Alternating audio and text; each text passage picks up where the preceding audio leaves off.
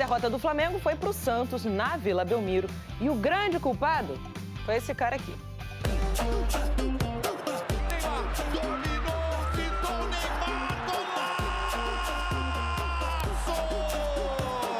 Cinco jogos sem levar gol no Brasileirão, apenas uma derrota no campeonato.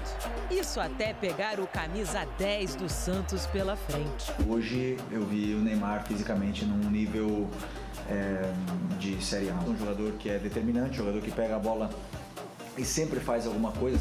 Agora até a liderança está ameaçada. Tudo por causa do Neymar. É uma pena que hoje ele conseguiu decidir o jogo pro Santos.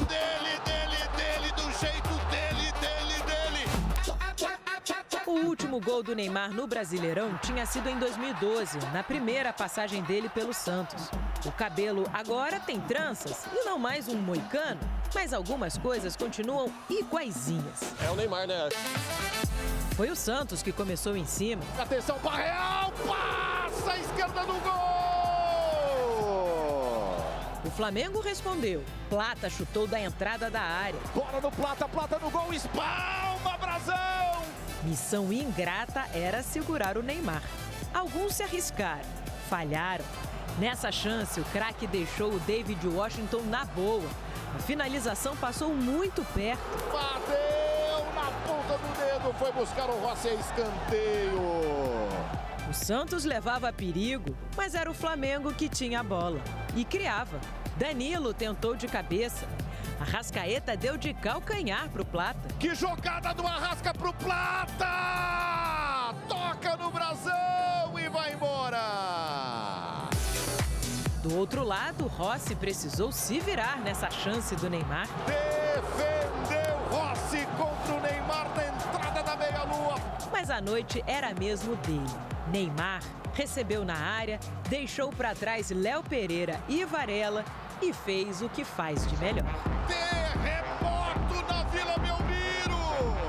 Será que o 10 da Copa do Mundo voltou? Um cara que é diferente como ele não pode ter tanta liberdade assim. No momento que a gente errou ali do gol ali, a gente estava muito exposto, muito aberto.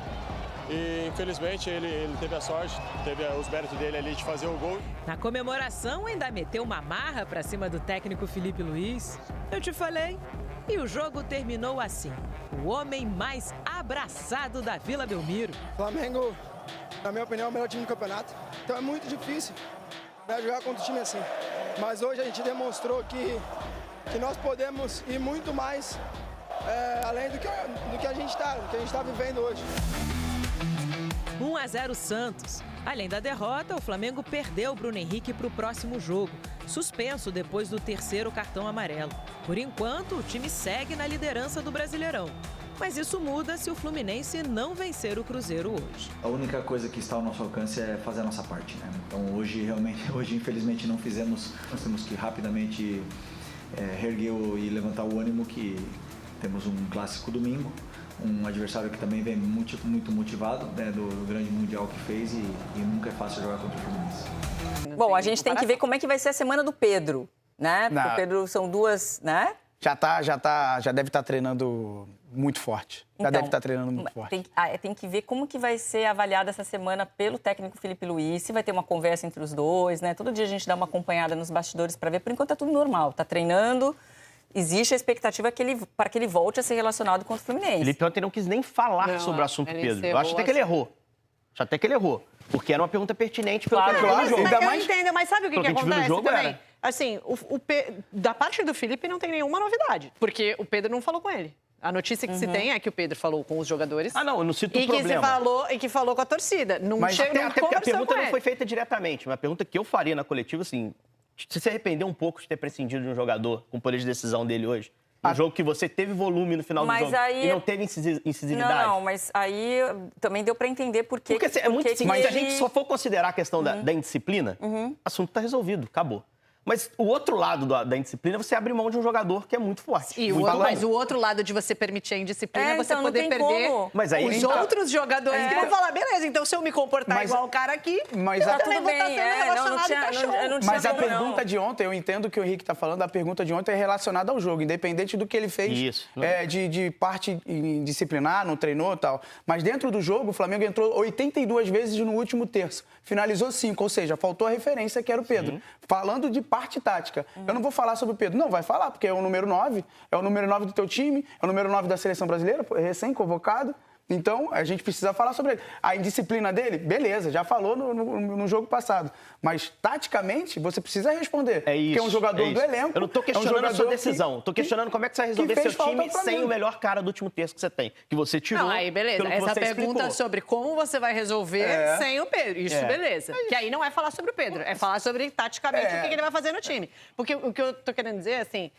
não adianta ficar como quem diz assim, olha lá, o Filipe Luís abriu mão do Pedro. Porque, gente, eu acho que às vezes a gente passa muita mão na cabeça de jogador na hora que o jogador erra. Porque mas a gente, imprensa, não está conseguindo acompanhar. Então, mas isso só para completar. A gente não acompanha treino, certo?